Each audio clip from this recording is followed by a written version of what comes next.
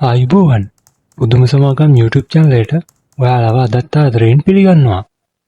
අදත් අපි අරන් ආවා ව්‍යාපාරයක් කරන්න බලාපොරොත්තු වෙන අයට සහ දැනටමත් ව්‍යාපාරයක් කරගෙන යන අයට වැදගත් වෙන වීඩියෝ එකක්. එහෙනම් වැඩි කතා නැතුව අපි යන් දැන් වීඩියෝ එකට.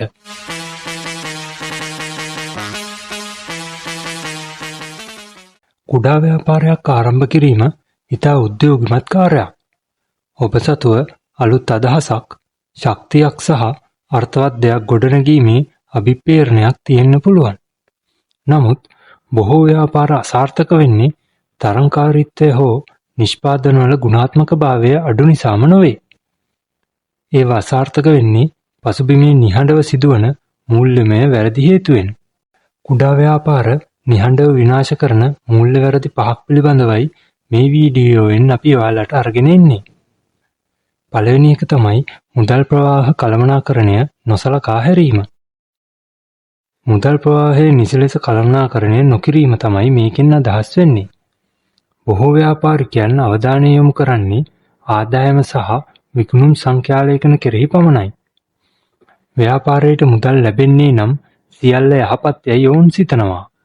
නමුත් ආදායම සහ මුදල් ප්‍රවාහය යනු එකක්ම නොවන බව ඔයාලා තේරුම් ගන්න ඕනේ.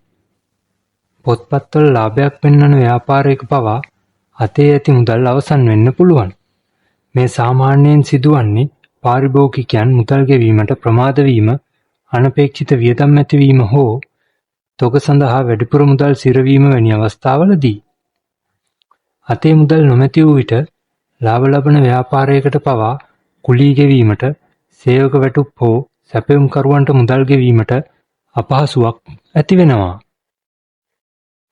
දෙවැනි කාරණාව තමයි පෞද්ගලික සහ ව්‍යාපාරික මුදල් මිශ්‍ර කර ගැනීම. විශේෂයෙන්ම මුල් අවධියේදී මේ ඉතා සුලභව දකින්න පුළුවන් වැරැද්දක්. ව්‍යාපාරිකයන් බොහෝ විට පෞද්ගලික වියදම් සහ ව්‍යාපාරික ගනුදෙනු සඳහා එකම බැංකු ගිණුමක් භාවිතා කරනවා. මුලදී එය පහසුයයි හැඟුණත් එය විශාල අවුලක් ඇති කරන දෙයක්. මුදල් මිශ්‍ර වූ විට ව්‍යාපාරයේ සැබෑ කාර්යසාධනය නිරීක්ෂණය කිරීම අපහසු වෙනවා. බදු වාර්තා සකස් කිරීම අවුල් සහගත වන අතරම අයවැය සකස් කිරීම සහ මූල්‍ය තීරණ ගැනීමත් අපැහැදිලි මට්ටමකට පත් වෙනවා. තුන්වෙනි වැරැද්ද තමයි මූල්‍ය දත්ත නිතිපතා පරීක්ෂා නොකිරීම. බොහෝ ව්‍යවසායකයන් මෙහෙයුම් කටයුතු, විකුණුම් සහ පාරිභෝගික සේවා කෙරෙහි පමණක් අවධානය යොමු කරනවා. මේ නිසා ඔවුන් මූල්‍ය දත්ත පරීක්ෂා කරන්නේ ඉතා කලාතුරකින්.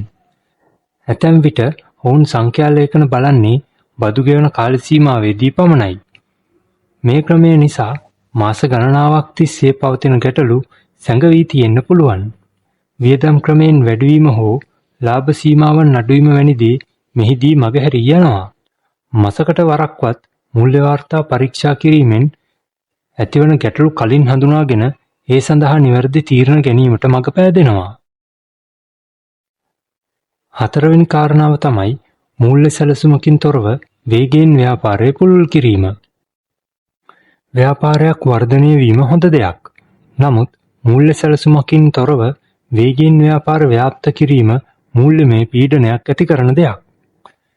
සේවකයන් බඳවා ගැනීම, උපකරණ මිලදී ගැනීම හෝ නව ශාඛා විවෘත කිරීම සඳහා විශාල ප්‍රාග්ධනයක් අවශ්‍ය වෙනවා. නිසි සැලසුමක් නොමැතිව මේ කිරීමට යාමෙන් ව්‍යාපාරය අධික ලෙස ණයවීමට හෝ මෙහෙයුම් ප්‍රාග්ධනය අවසන් වීමට ඉඩකඩ තියෙනවා. සෞඛ්‍ය සම්පන්න වර්ධනයක් සඳහා පැහැදිලි පුරෝකථනයන් සහ ස්ථාවර මුදල් ප්‍රවාහයක් තිබිය යුතු වෙනවා. අවසාන කරුණ නම් හදිස්සි අරමුදල් නොමැතිකම. සෑම ව්‍යාපාරයකටම අනපේක්ෂිත තත්ත්වයන්ට මුහුණ දීමට සිදුවෙන එක සාමාන්‍ය දෙයක්. යන්ත්‍ර සූත්‍ර අලුත් වැඩියාව, විකුණුම් తాවකාලිකව පහත වැටීම හෝ ගනුදෙනුකරුවන් මුදල් ගෙවීම ප්‍රමාද කිරීම වැනි දේ සිදු වෙන්න පුළුවන්. හදිස්සි අරමුදලක් නොමැති විට මෙවැනි තත්ත්වයන් විශාල අර්බුද බවට පත් වෙනවා. හදිස්සි අරමුදලක් තිබීමෙන් ව්‍යාපාරයට දැඩි පීඩනයකින් තොරව මෙවැනි දුෂ්කර කාල පරිච්ඡේදයන් ජය ගැනීමට පහසුකම් ලැබෙනවා. සාර්ථක කුඩා ව්‍යාපාරයක් පවත්වාගෙන යාමට හොඳ අදහසක් තිබීම ප්‍රමාණවත් වෙන්නේ නැහැ. මේ මූල්‍යමය සාධක පිළිබඳවත් අවධානයෙන් සිටීම අත්‍යවශ්‍යම සාධකයක් වෙනවා. ඉතින් ඔයාලා මේ වීඩියෝයෙන් ඔයාලගේ ව්‍යාපාරයට වැදගත් වන ගොඩක් විස්තර දැනගන්න ඇති කියලා අපි හිතනවා. තවත් මේ වගේ ව්‍යාපාරවලට ගැලපෙන විදිහේ මොන වගේ කරුණද ඔයාලට ඕනි කියලා දැනගන්න පහලින් කමෙන්ට් කරගෙන යන්න. අපි ඒවටත් ඉස්සරහදී වීඩියෝ අරගෙන එන්නම්.